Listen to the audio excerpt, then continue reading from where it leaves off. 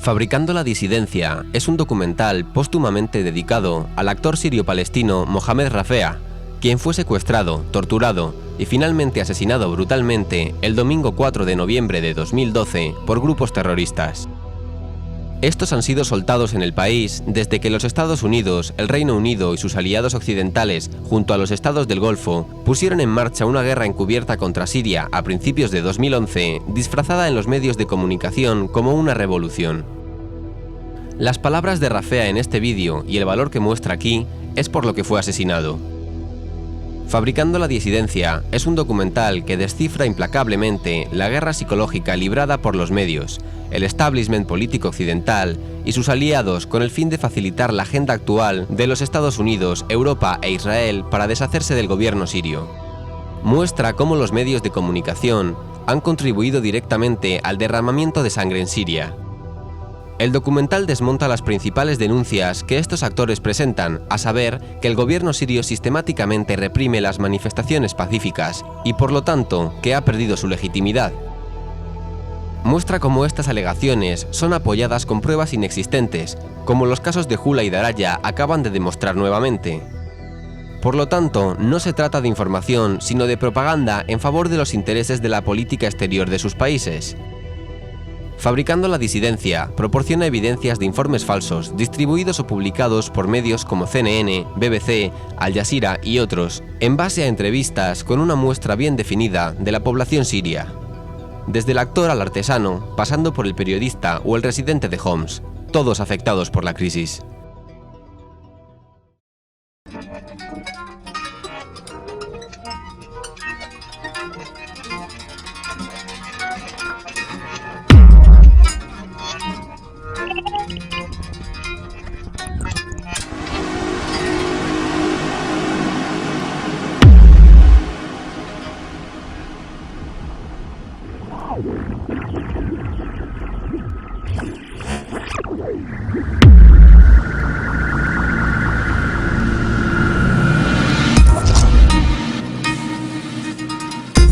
Do you think there is a revolution here? No.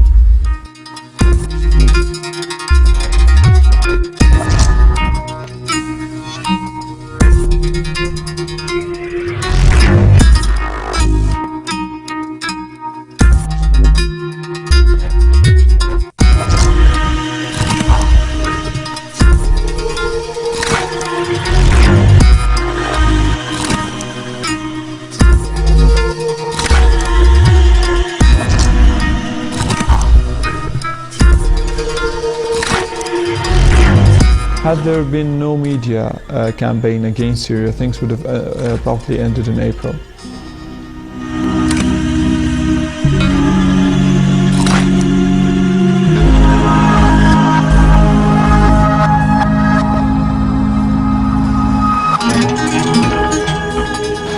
Big problem for us, the media. You know, if the media speak the truth, we stop each problem here. Just if you speak the truth.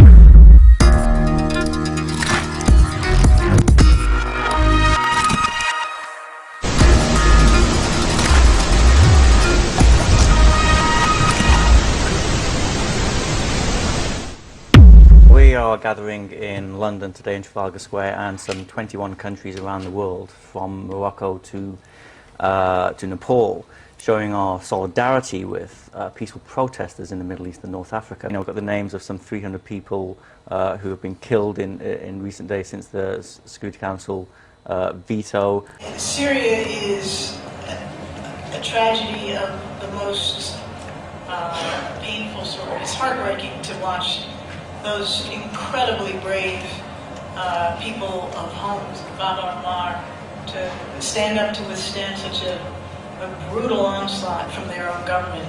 It is time for that regime to move on, and it is time to stop the killing of Syrian citizens by their own government. There has been an intense military campaign by the government against protesters in the city, with dozens killed, shops and homes vandalized, and mass arrests made. On Syria, we condemn the violence against peaceful protesters, peaceful protesters, peaceful protesters. We're coming back. We're coming back to the same issue. soldiers were killed. We're coming back to the same issue. First of Because all, with they all due refused. respect, No. Because this they is not refused true. to take My orders own to kill cousin the was people. killed. My own cousin was killed. Yeah, He's a but strong you, supporter my of the family government. were killed He's a as strong well. supporter of the government. He was a lieutenant in the army and he was killed. He No, was you sent to can't our define- village. You know how he was sent to our village? You know how he was sent to our village? He was decapitated. He was decapitated. My name is Ala Ibrahim. I am a reporter and a freelance journalist. I've been to Daraa during the last events that took place in Syria, since I've been to Daraa for the better part of April and May. I went to places like Marat and Oman when a security checkpoint and a security headquarters was attacked there, and I went to Homs also to cover events there. There are many questions unanswered till this day about Daraa, which was the place that started the whole crisis in Syria. Up till today, the 4 people who were killed in the first protest in Daraa, I've interviewed protesters who were along with them, and I've interviewed security officers and policemen who were at the scene. Actually, stories don't always match each other, but something that all the people I have interviewed have agreed upon, that they don't know who shot at the protesters who were killed the first day. Protesters have told me that the shooting took place from a high place over a water tank in the city, and they couldn't identify the people who were shooting.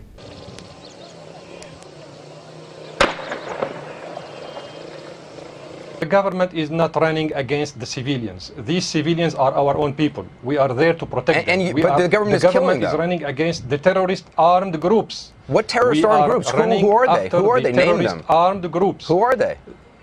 Yeah, those who have killed so far 500 officers and soldiers of our army, and police officers, and police soldiers, and security forces. Okay, again, you haven't named who these unnamed, mysterious armed terrorists are.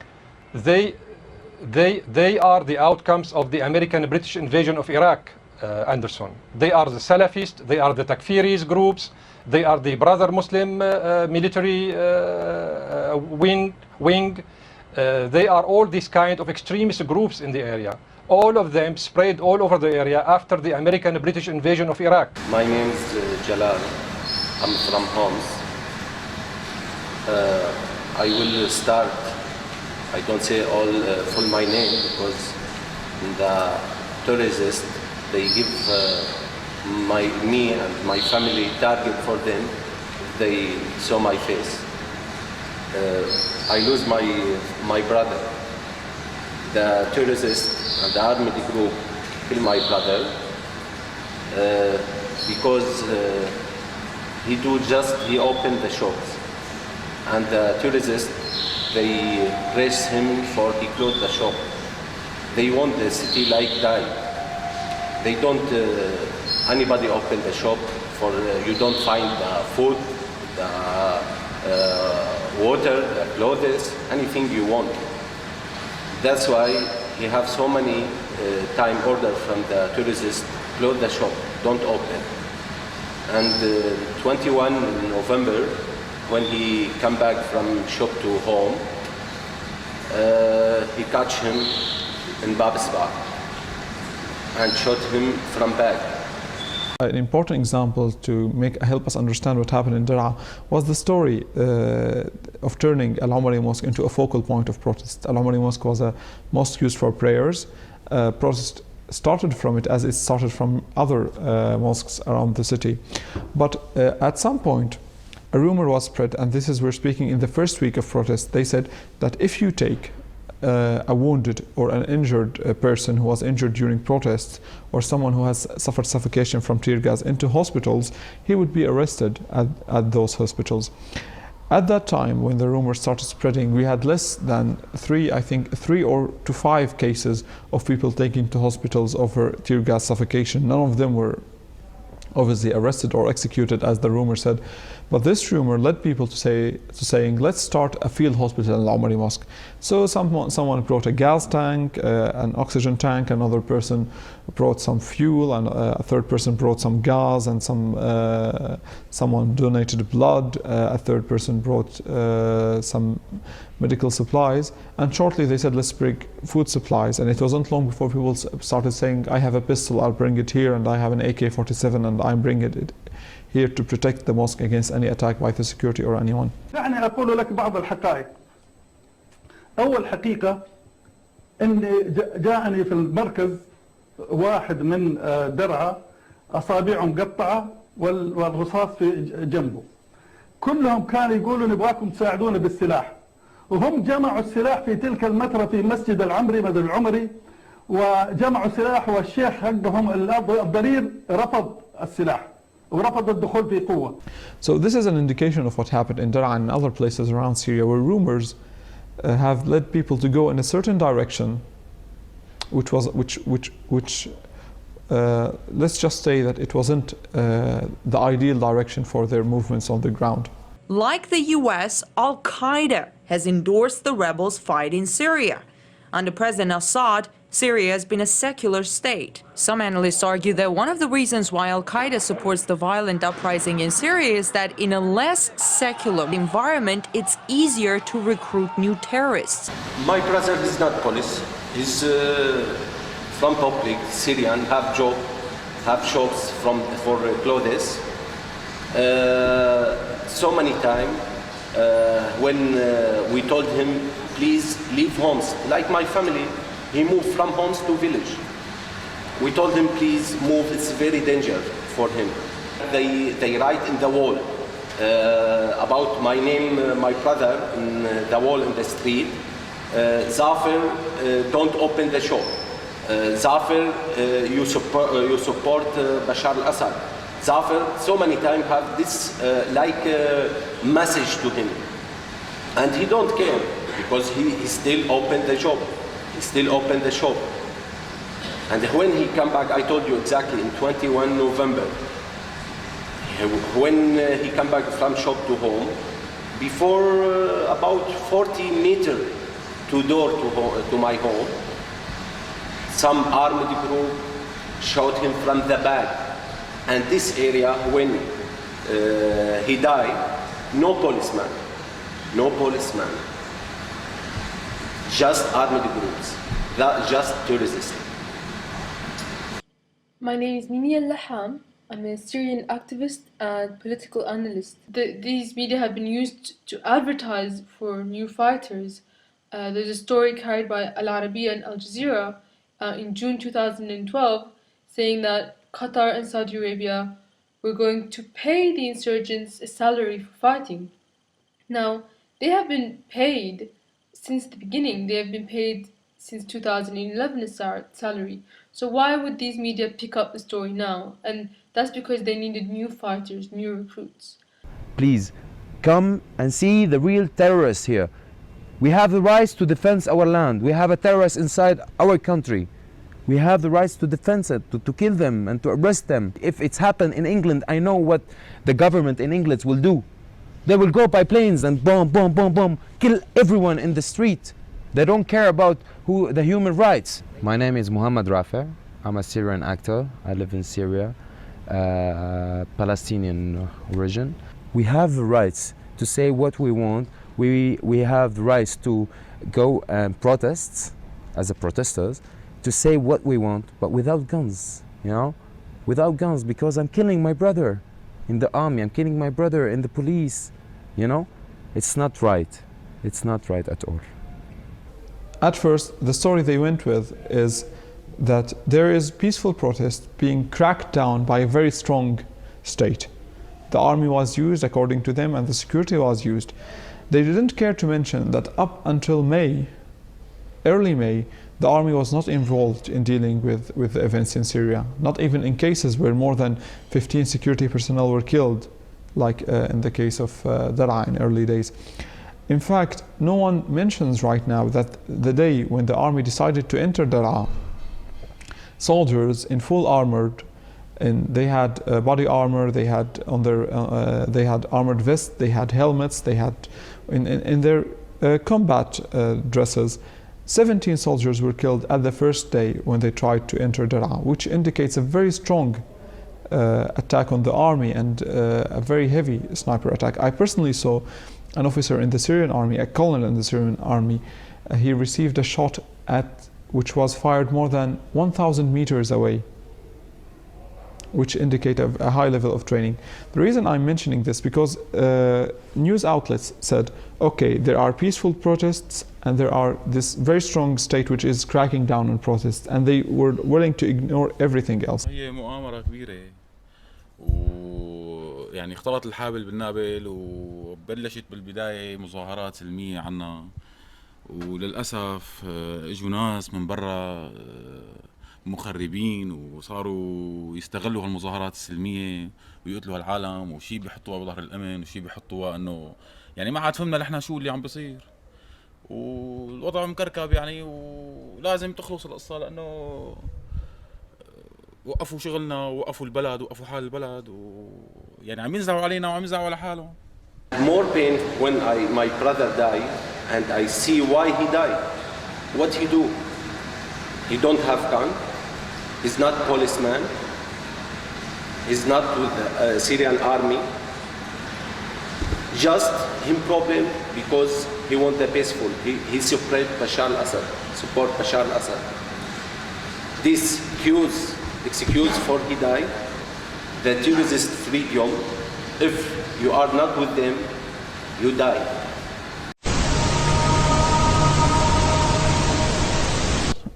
Had some people in Syria not been told that their government is killing civilians, is killing fellow Syrians, many of them would have not taken to the streets to protest against this government. Had the people of Syria not been told that their government is prosecuting fellow Syrians in other places, they would not have taken to the streets. Had the media not told people that the army is surrounding cities and bombarding these cities, many people would have stayed at their homes and supported their army. But because people are being told all these stories, and because the Syrian media has no credibility and has built no credibility with its viewers and its observers over the years, Syrians are now more inclined to believe other media channels, including Al Jazeera and Al Arabiya and many other TV channels. So because in the absence of information, rumors prevail. And these channels are now spreading rumors and hearsay. They have nothing concrete. تناقلت مواقع الإنترنت صوراً ومقاطع فيديو لما قيل إنه مقتل رامي علوش بالإعدام شنقاً من قبل الأمن السوري. مقتل رامي علوش من أهالي حما مقتل رامي علوش من أهالي حما شنقاً. وصورة رامي كانت حاضرة موجودة واضحة، وآثار الضرب والإعدام واضحة أيضاً على جسده. وهذا ما يرتقي فوق رتبة القرينة ليعتبر دليلاً دامغاً، ولا ينقض إلا بدليل دامغ آخر. فهل هناك دليل أقوى من صورة الشخص الميت نفسه؟ بعيد الشر عن قلبه. ليش بعيد الشر والزلمة توفى؟ يسأل مراقبون. لأن دليلاً مناقضاً ظهر، يجيب آخرون.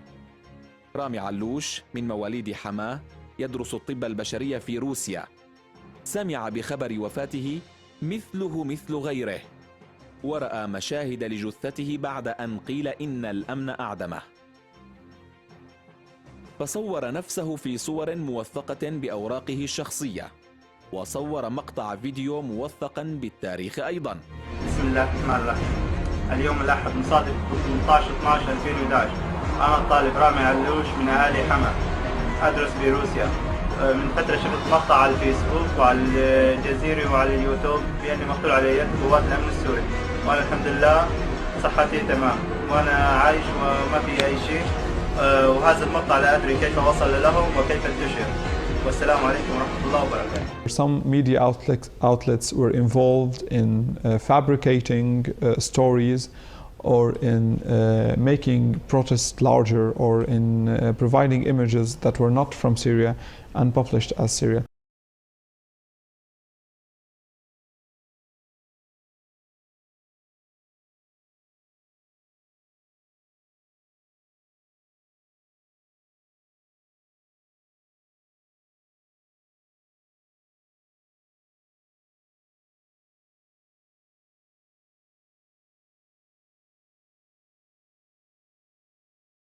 Denny, Syrian state television, as you know, is now airing excerpts of this video of you that was shot. I'm not sure how they got this video. Do you know how they got it? Did they intercept it? While I was trying to talk to CNN, I was online for like 20 minutes, so it's live broadcast.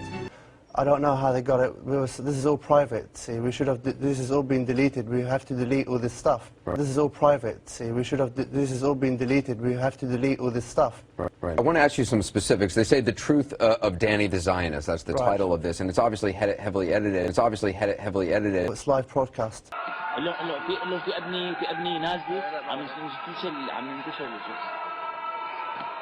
They say at one point, and I'm going to show this, they say that you were saying, get the target ready to shoot. Right. No, shoot it like I'm telling you. Let's take a look.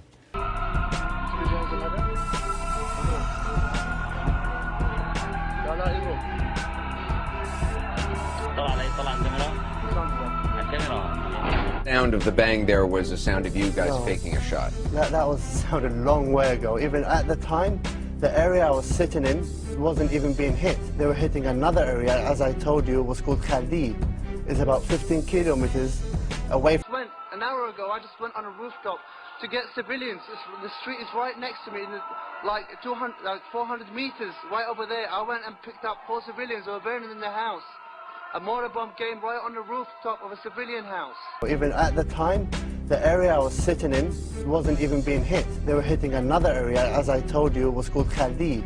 It's about 15 kilometers away from... About Al Jazeera, which is a fake channel, and I hate, you know, the fake channels, and Arabiya, BBC, everyone, but I mean, first of all, Al Jazeera. Al Jazeera is like a room, you know, they control the protesters. Like, if you are in Babtuma, you're sitting in Babtuma, you're watching Al Jazeera, you hear, you see in the Jazeera news saying, there is a big bomb in Babtuma and, you know, 10 people are dying, you know? After 10 minutes, you will find the bomb in Babtuma explosive after they read the news in Jazeera, which means they are giving orders to the people, terrorist people here, to do what they want, you know? Even in the internet website of Jazeera, you can see that someone, before the explosion of Maidan, someone says tomorrow is gonna be a real good thing for the Syrian government inside Damascus, so we will feel happy. Next day, boom, the explosion.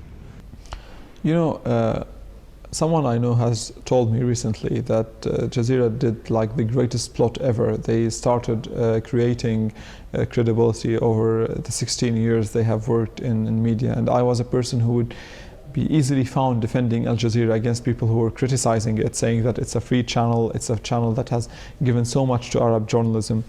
But I don't know if it was part of the plan why it's established or not, but what I know very well that Jazeera played a very destructive role and a very active role, active in a very negative way in the events in Syria.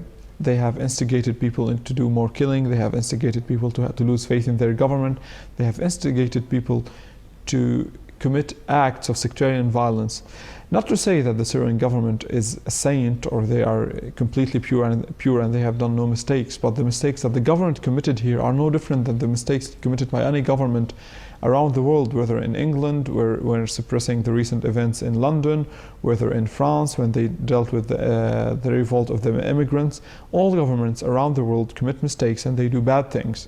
But I think Al Jazeera took things blown out of proportion, out of context, which is the main factor here, taking things out of context and represented facts in a very misleading way.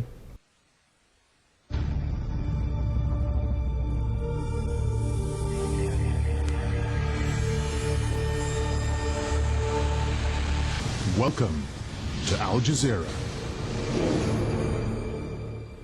It's November the 15th, day one of a new era in television news. I'm Shuli Ghosh. And I'm Sami Zaidan. This is Al Jazeera.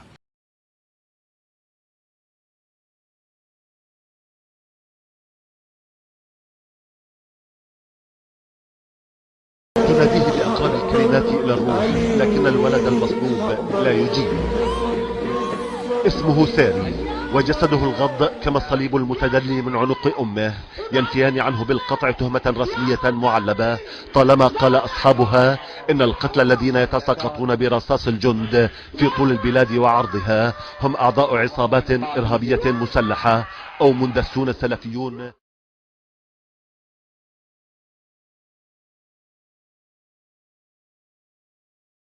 عم بنشر غسيل قاعد حدي قال لي بدي اكل. قلت له كل من البراد. قال لي لك الحاره ما فيها شيء اليوم، لك العالم بالطريق معبايه. ان شاء الله يا عمي بدي بسكوتي. قلت قد ما انا قال جارتي انزلي، انا بشتري لابني وبشتري لابني.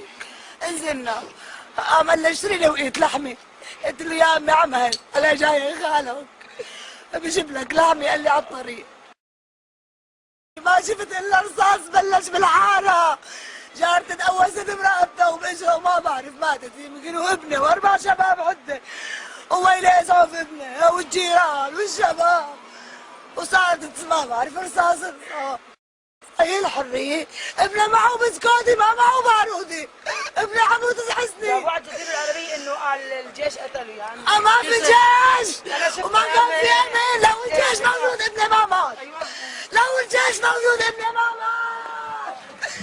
طلعوا الجيش. ابعد عني. الله يحمي الجيش. الله يحمي الجيش وقائد الجيش. They've also employed false flag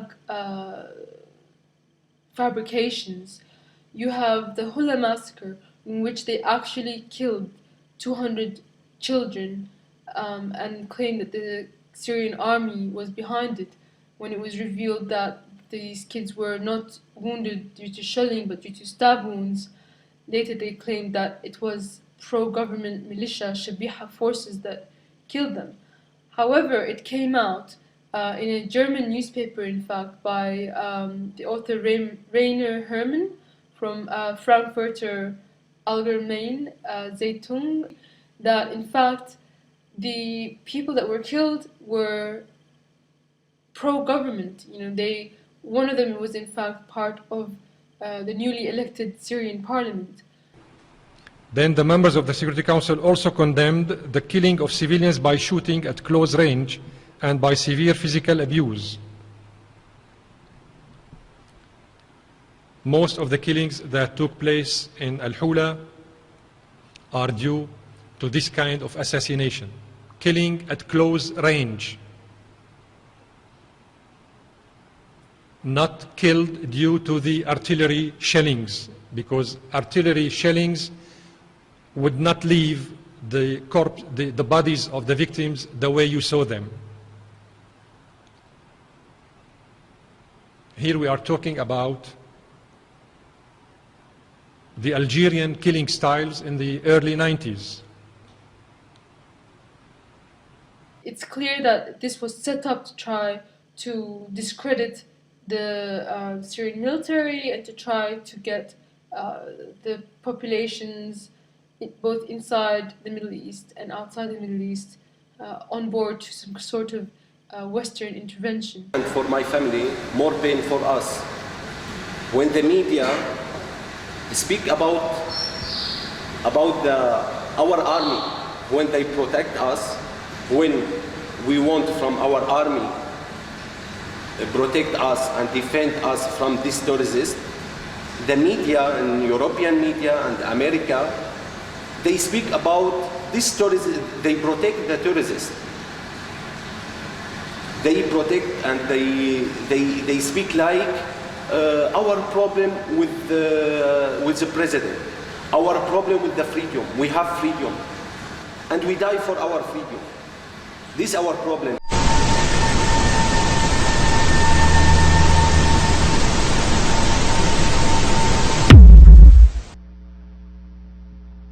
De derrocar gobiernos porque no les gusta a alguien, pues así pasó con Libia.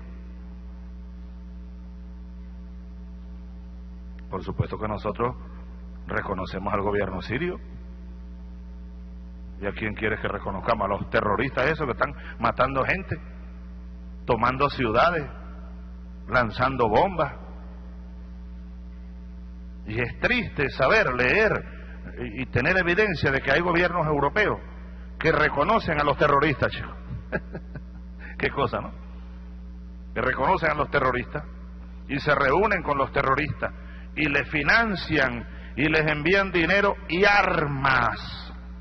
Qué cosa, ¿vale? Por eso digo yo, ojalá los pueblos de Europa sigan despertando y se den cuenta de la realidad y le exijan a sus gobiernos el respeto a la paz internacional, el respeto a los derechos humanos, el respeto a la soberanía de las naciones, Ramón, eso es sagrado.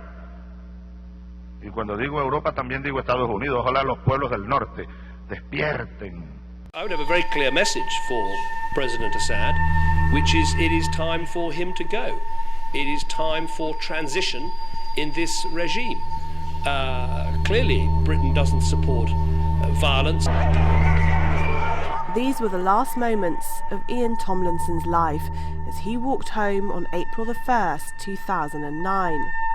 PC Simon Harwood was caught on mobile footage hitting him with a baton. Minutes later, he was dead. Yet, on Thursday, PC Harwood was cleared of the killing. And I don't think any regime that carries out acts as they have against their own citizens, and continue to do so, by the way, should survive. They marched through London this afternoon to the chants of no justice, no peace. On their posters, the question, who killed Smiley Culture? The police say he did, that the reggae musician from London plunged a knife into his own chest a month ago. But it's a statement which many here asserted beggars belief. If you said to us that he accidentally fell on the knife, we might have swallowed that. But to tell us that he killed himself, he stabbed himself, don't insult our intelligence. What more evidence do we need about a regime that has brutalised its own people? It is 11 months since Mark Duggan's death, and his family are still waiting for answers. Why was he shot dead by armed police? I'm really surprised at the way they have taken my grandson from me as if he was an animal. It's very indicative and informative to hear the Prime Minister of England describing the riots and the rioters in England as by using the term gangs, while they don't allow us to use the same term for the armed groups and the terrorist groups in my country. This is hypocrisy. This is arrogance. شفتوا الانتفاضة الشعبية اللي قاموا بها الفقراء في لندن بالأمس. You saw the popular uprising carried out by the poor of London. التي أدت إلى احتراق نصف لندن بالإضافة إلى أكثر من مدينتين في بريطانيا الآن. وشفتوا ماذا تكلم رئيس وزراء بريطانيا كاميرون وقال أن احنا ب25,000 عسكري حيقمع هذه التظاهرة وهذه المظاهرة التي تطالب العيش والكرامة. And you all heard Mr. Cameron saying that he will oppress this popular uprising with 25,000 police officers. وعليه هذه هي الديمقراطية الذين ينادون به. So this is the democracy they call for. إذا كان فعلا هذه الديمقراطية اللي ينادي بها فعليه أن يرحل هو من بريطانيا ويتنحى فورا ويستقيل ويخلي الشعب الإنجليزي يقول كلمته. The behavior of Assad is absolutely unacceptable. You know, he has lost any legitimacy to lead. Officers fire what appear to be beanbags and unleash a canine into a crowd of women and children. What we've seen on the part of this Syrian regime has been an unacceptable degree of brutality directed at its people, an unacceptable degree of brutality directed at its people. The transition to democracy in Syria has begun, and it's time for Assad to get out of the way. I want to tell something about the West. They're calling for our democracy and our freedom. People are killing in Gaza long time ago, and then killing in Palestine long time ago. They're killing in Somal, they're killing in Afghanistan, they killed in Libya, they killed everywhere. No one, I never heard any one of them, he comes and say, yeah, I'm with the human rights, let's stop this, you know? Now they care about the Syrian people. No, it's really bad conspiracy, because I told you, they want to kill us because we are defeating our country, and we are the last chance for the Arabs, you know, for the Arabs. I mean leaders. Arab leaders, because they're all betraying us, all of them. Do you think there is a revolution here? No. هل تظن انه الدكتور بشار الاسد رئيس الجمهورية العربية السورية هو رجل ديكتاتوري؟ طبعا لا. جيدة. أنا لا أظن إنه الدكتور بشار، السيد الرئيس الدكتور بشار إنه دكتاتوري. بالعكس هو كتير إنسان محاور، وشفناه كتير بالحارات الشعبية عنا، كان يجي لعنا كتير على المطاعم، وشفناه كتير بحالات يعني منا وفينا. When the Arab Spring came to Damascus, the protests were peaceful and defiant. The demands were clear. People wanted to topple the regime. If we're speaking now about how popular the protest movement is, I think this is a problem, because we don't know. We don't have an accurate method to measure things. But what I know for a fact that when the president or president loyalists or government supporters go down to the streets, they can rally up to 3 million in 5 or 6 squares around Syria. There are protests in Syria, and they have popular support. But I think government supporters are still the majority by far. We want Bashar al-Assad! We want Bashar al-Assad! We want Bashar al-Assad! Esa élite europea, élite política, económica, que parece no lograr todavía, a pesar de los años que han transcurrido, desprenderse de la idea imperial. Se creen superiores a nosotros, pues. Se creen con derechos divinos, incluso, ¿será? De imponerle gobiernos a los pueblos árabes, a los pueblos africanos, a los pueblos latinoamericanos. ¿Qué cosa es esa? Oye, ¿cuántos problemas tiene Francia ahorita? ¿Cómo está el desempleo en Francia ahorita, Ramón? ¿Tú tienes datos de eso? ¿Qué te dicen la fuente de AFP? El desempleo, las empresas quebrando, los bancos saqueando a los pueblos.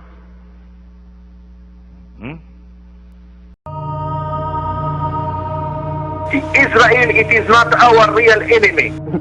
We take help from anyone. Israel, we don't care. Well, last year we went to the Palestinian border. Palestinian people, Syrian people, some of Arab people. They went to the Palestinian border on Konaitra, to the Konaitra. It's which means it's 1 hour and a half far from here. It was Nakba Day, which is the day for Palestinian people is very important day to remember it. We were protesters on the border, so the Israeli people was soldiers. I mean, they start to shoot us and throw gas bombs on us, and then they start to shoot us with real bullets. And I had my cousin. He died because of this in front of my eyes. I couldn't do anything.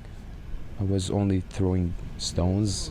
You know, since 1948, since the so-called formation of the State of Israel, or the Zionist entity as some people call it, in every war between the Arabs and Israel, Syria was involved. In every time that Israel tried to attack an Arab country or tried to attack Arabs in general, Syria was involved.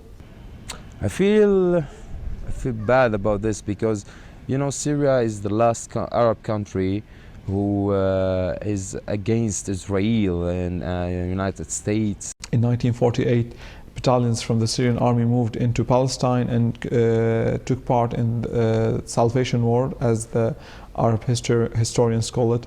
In 1956, when Israel attacked Egypt along with France and Britain, Syrian officers were there, and the first suicide attacker or istishhadi attacker was Joel Jamal, a Christian from Latakia city.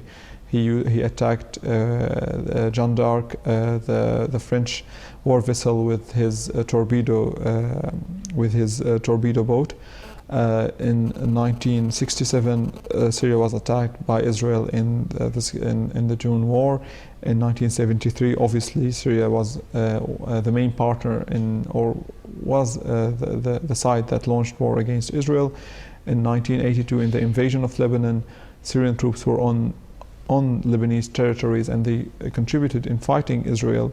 And we lost many soldiers in Lebanon, more than 3,000 at least in the Israeli invasion, and 10,000 in safeguarding Lebanon in general.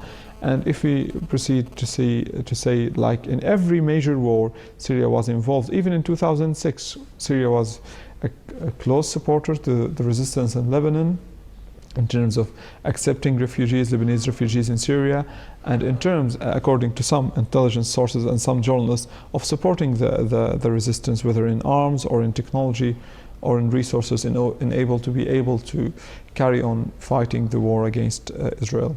Nosotros estamos, yo creo que muy lejos de aquella situación que se vivió en Nicaragua. En primer lugar, era solo la revolución cubana la que apoyaba a Nicaragua, ningún otro país.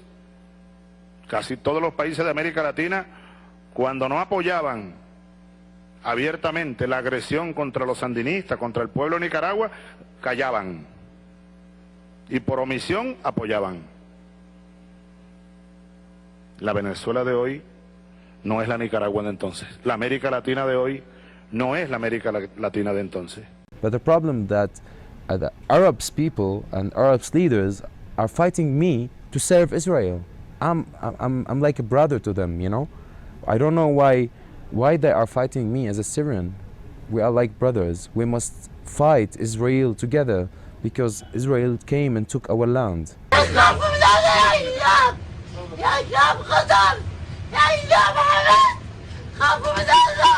لم يثني كبر سن هذه المرأة العجوز في مساعدة أبناء حيها باصطياد هذا الإرهابي المسلح الجبان المتخفي وراء زي النسائي خلال محاولته إبعاد الشبهات عنه وتضليل حماة الديار في أثناء تطهير منطقة يلدا بريف دمشق من فلول الإرهابيين المرتزقة بعد ارتكابهم أعمال قتل ونهب وسرقة بحق أهالي المنطقة. احنا بابا احنا بابا الله يبارك لكم الله يتم بلادكم الله يلم نسوانكم ليه جاي 64 سنة لا جزيرة ولا عربية لا جزيرة ولا عربية سوريا الدنيا الإخبارية سوريا الدنيا الإخبارية fuck you جزيرة fuck you جزيرة fuck you BBC fuck you BBC. Must the people, European people, speak with the media? They are liars. I don't believe so much in conspiracy theories, but what I firmly believe is that many leading media channels around the world have started telling the story of Syria in a certain way, and after a while they can't go back because everything they said before sounds ridiculous. You know, if the media speak the truth, we stop each problem here. If you speak the truth, believe me, you know, the terrorists, why they didn't stop? Because the media protected them. They say, you are right, kill, we want blood in Syria. Did the media, what they do, the media, if they speak truth, we finish everything. We come back like before. We come back the same. I want to send a message for BBC, Al Arabiya, CNN, Al Jazeera, and the whole media companies and TV stations and newspaper, whatever. Just please, please, please have conscience. Work in the conscience. Be a human being. Your work is really a sensitive work. يعني أنا بدي أوجه لهم رسالة للقنوات إنه يا أما ينقلوا لنا الصورة الصح اللي عم بصير عنا مزبوط، يا أما يحلوا عنا، يتركونا بحالنا ويتركونا نشوف شغلنا.